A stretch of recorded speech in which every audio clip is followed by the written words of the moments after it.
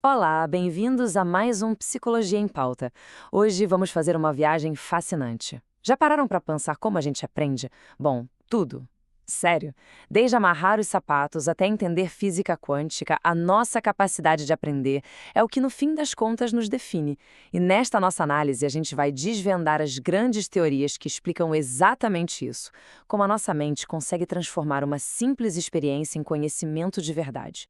Olha só que imagem legal, do primeiro passo, da primeira palavra, até, sei lá, pilotar um avião ou compor uma música, aprender é o que nos molda. É um processo tão fundamental, tão constante, que a gente quase nunca para pra pensar nele, né? Mas a gente vai parar hoje. E se essa jornada pela mente humana já pareceu interessante, aproveita agora pra curtir e se inscrever no canal, que vai valer a pena.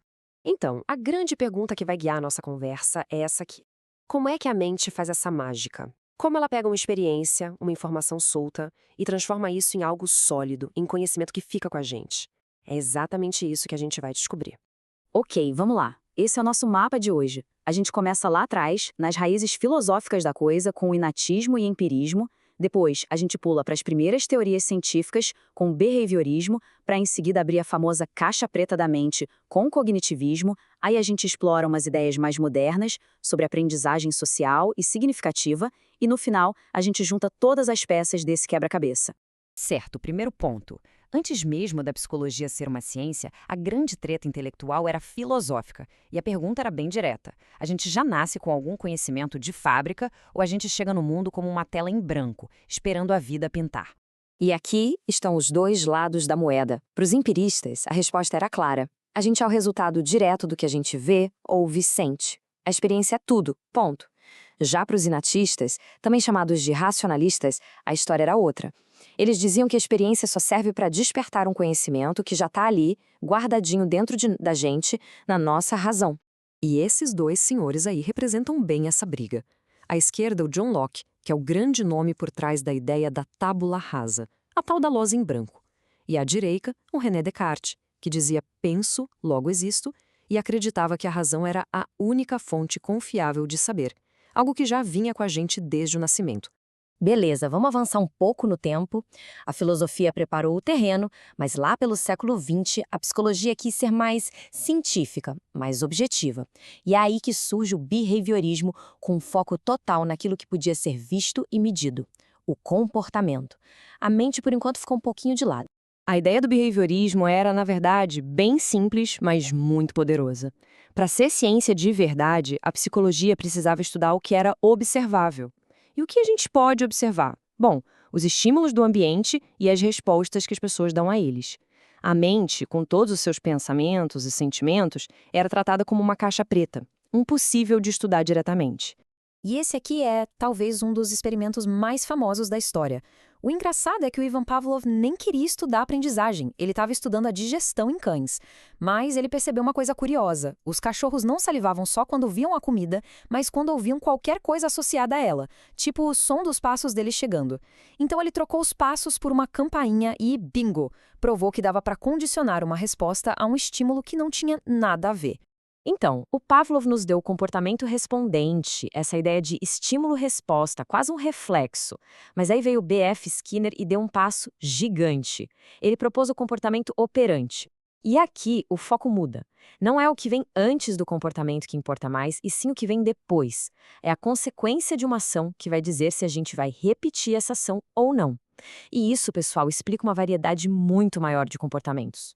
E olha que legal as ferramentas do Skinner. Reforço positivo é fácil, é dar uma recompensa, um elogio. Mas atenção no reforço negativo, porque muita gente confunde. Ele não é punição, é tirar algo desagradável para aumentar um comportamento. Pensa no barulho chato do cinto de segurança. Ele só para quando a gente coloca o cinto, certo? O carro está nos reforçando a usar o cinto, tirando o som irritante. Já a punição é o oposto. Ela quer diminuir um comportamento, ou dando algo ruim ou tirando algo bom. O behaviorismo foi super importante por décadas, mas e a toda a caixa preta? Os cientistas começaram a ficar inquietos. Poxa, não dá para simplesmente ignorar o pensamento, a memória, a criatividade. Era hora de abrir essa caixa. Era hora da revolução cognitiva. E a grande virada de chave veio com uma analogia genial para a época: o computador.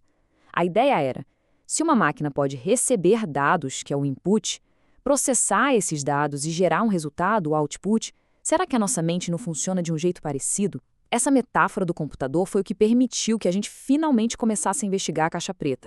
E essa foi a pergunta que mudou o jogo. De repente, a aprendizagem deixou de ser vista só como uma mudança de comportamento e passou a ser entendida como um processo interno, um processo de adquirir, guardar e organizar informações dentro da nossa cabeça. Bom, com a mente de volta ao jogo, a investigação foi muito além. Os pesquisadores começaram a ver que não se tratava só de processar dados, mas de como a gente constrói ativamente o conhecimento. Foi aí que figuras como Piaget e Vygotsky mostraram que a gente aprende em constante interação com o mundo, e principalmente com os outros. E isso abriu caminho para novas teorias que focaram em como damos sentido às coisas e como aprendemos uns com os outros.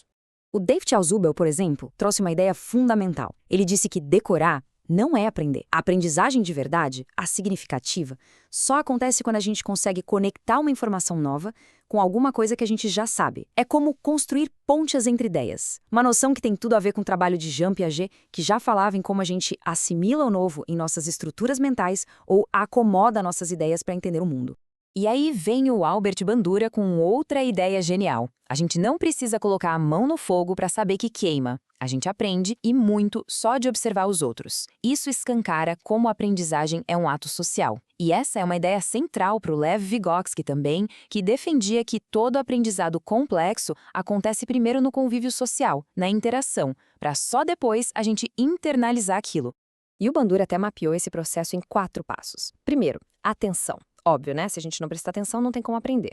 Segundo, retenção. A gente precisa conseguir guardar aquela informação, lembrar do que viu. Terceiro, produção. Temos que ser capazes de reproduzir a ação. Não adianta nada observar um ginasta olímpico se o nosso corpo não consegue fazer aquilo. E por último, mas super importante, motivação. Tem que ter um motivo, uma razão para a gente querer fazer aquilo. Tá, mas e aí? Qual dessas teorias é a certa? A verdade é que essa pergunta talvez nem faça sentido. A aprendizagem é complexa demais para caber numa caixinha só. Cada teoria dessas nos dá uma peça desse quebra-cabeça gigante. Elas não se anulam, pelo contrário, elas se somam para mostrar que a gente é influenciado pelo ambiente, sim, que a gente processa informações também, mas que, acima de tudo, a gente constrói nosso próprio conhecimento em uma dança constante com o mundo e com as pessoas. Esse quadro aqui resume tudo perfeitamente. O behaviorismo nos mostra a força do ambiente. O cognitivismo abre a caixa preta da nossa mente. A aprendizagem significativa mostra a importância de conectar os pontos. E a social nos lembra que ninguém aprende sozinho. E por trás de tudo isso, as visões interacionistas, como as de Piaget e Vygotsky, amarram tudo, mostrando que aprender é um processo ativo, uma construção. E essa frase, para mim, fecha com chave de ouro. A aprendizagem não é um esporte de espectador. Perfeito. Aprender não é um ato passivo de só sentar e receber informação. É um processo ativo que envolve tudo: nosso cérebro, nosso corpo, o ambiente, nossas emoções e as pessoas à nossa volta.